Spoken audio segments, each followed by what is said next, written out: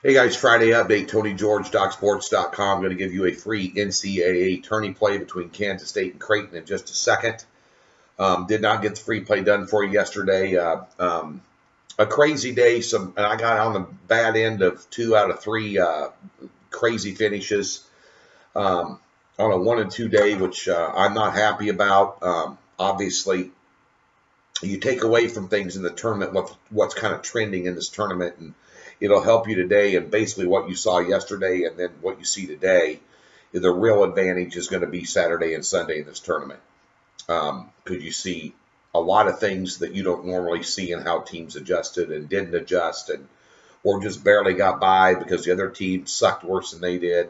All the different things that go into it. It's totally different animal handicap in this tournament. So I expect a good day today. 3 plays, a 5-unit top play, 3-unit and 2-unit play. All side plays, no totals. Totals are all over the board. You look at a team, like yesterday, for example, like Montana, averaging over 70-some points a game and sat on 30 for 10 minutes in the second half. Couldn't hit a shot. Couldn't hit a shot they scored, what, 47? I mean, things you don't see. And Michigan, by no means, was their best player, had, what, 2 points or whatever? I mean, it's one of those days. So, big loss on Oklahoma. Grabbed defeat from the jaws of victory. You kind of bank on coaches. What in the living shit Lon Kruger was thinking in that game is this is why they lost. He's an overrated coach. You got 4 players on the floor that are 4 inches taller or more than the other players on the floor. You don't slow it down, pound it inside, dominate the glass, and put up easy shots, which they could when they did that. They were extremely successful. Now we're going to run the floor with a team full of guards that can knock down threes. And we got one guy that can do that. He had 0 points in the second half till the 10-minute mark. I mean, you can't handicap stupidity. I mean, that is just the craziest thing. Lost in overtime. Miami, the Miami game against Loyola. I'm a big Loyola fan. I went with Miami because their athleticism, their depth, strength of schedule is a huge deal that you handicap, and RPI rankings and all this and that and the other. And Miami had that game. They missed the front end of a 1-on-1, and then the guy dribbled it off his knee, gave him the ball with 6-7 seconds left, and the guy knocks down a 3. I mean, it happens that quick. But again, just a bonehead, couple bonehead things there, and that's it. Ohio State won by half point. So interesting what you took away from yesterday in the NCAA tournament. Good guard play dominated, period. Stephen F. Austin should have beat Texas Tech. That 10-point differential was nothing indicative of how Texas Tech had issues with their guards. Buffalo pulled off the biggest upset of the day. Why? Guard play.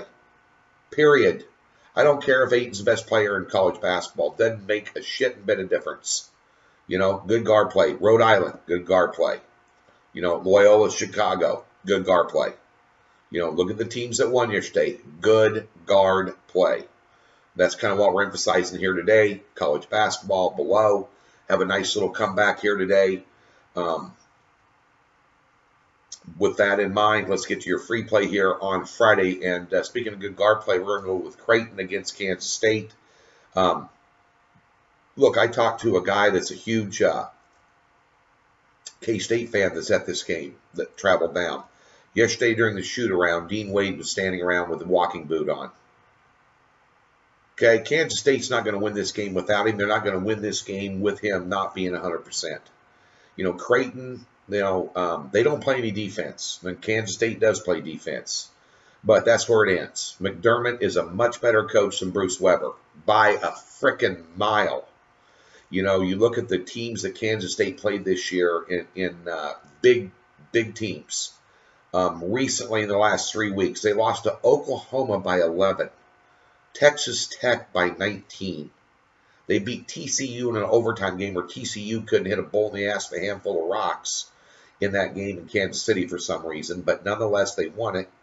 And then Wade hurt himself, and the next game they got blown out by Kansas. I mean, it was ugly. Kansas could have beat them by 40, and Bill Self called off the dogs. And I don't think Wade's going to play. If he's not, Brown's going to play. But I don't think Wade's going to play. And if he does, he's going to be a shell of himself. And unless you're putting up 70-some points against Creighton, you're not going to beat them. Creighton, they play big games well. Creighton's going to win over Villanova by 6 points. They lost to Xavier by 1. They're hit and miss. They're up and down. But they're vastly better from the guard position and the coaching position than what Kansas State is. And Kansas State's best player, doubtful. And if he does play, I don't care how much cortisone they shoot this kid, he's not going to play well. Creighton gets up and down the floor. They push the pace. They try and dictate tempo. They got a lot of kids that can knock down threes, and Kansas has shitty guard play. That's the reason I'm picking Creighton minus 1 point today. That's like a 6:50, 6:15. Don't quote me. Later in the day game, Eastern Standard Time. So get on Creighton for your free play. We'll put this one in the bank. I got 3 today. Going to bounce back with a 10-unit card and be looking big time at tomorrow's card based on what we saw today, based on what we see yesterday. Saturday and Sunday should be very good. Best of luck today. Enjoy your NCAA March Madness on a Friday.